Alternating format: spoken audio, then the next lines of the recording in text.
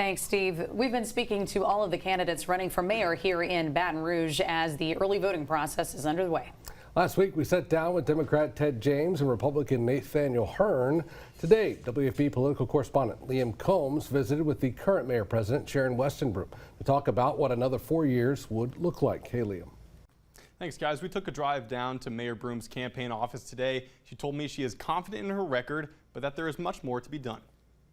The first stormwater master plan done in the history of Baton Rouge.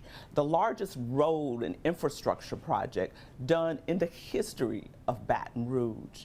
Also, the strongest economy right now in this region after a pandemic. Mayor Broome is running on her biggest accomplishments, but says her biggest challenge has been getting the word out. I've got text messages right now, people like, oh, I see work is going on, this is great, and we've got more work to come. But sometimes there's a disconnect with the citizens and the work that's going on at City Hall. Another challenge, an old friend turned foe. Democratic candidate for EBR Mayor-President Ted James was a close political ally of Broome's campaign when she first ran, and now they are facing off for the same job. How would you feel if somebody who was your campaign co-chair ran against you? I'm asking the average citizen that. How would you feel about that?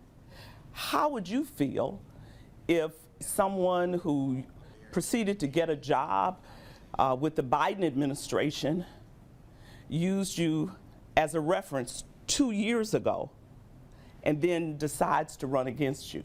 Violent crime rates in Baton Rouge were dropping in 2022 and 23. Broome says adding body cameras and a 13% pay raise to police officers helped.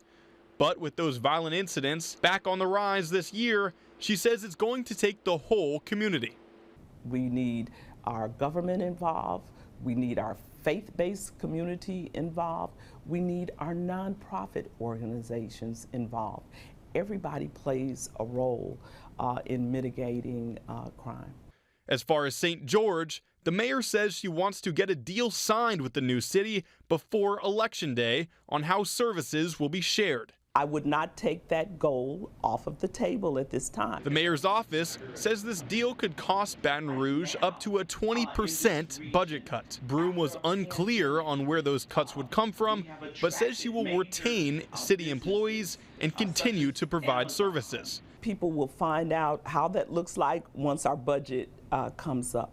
In response to her critics, she says, it's one thing to sit on the sideline as an armchair quarterback, but it's another thing to put yourself in the game to say you want to be a part of the solution. And I haven't seen that with my opponents. Mayor Broome says that in her next term, she wants to build a riverfront development from Southern University to downtown and a new hotel and conference center, aiming at grabbing the title of the creative capital of the South. Guys? Liam, thank you.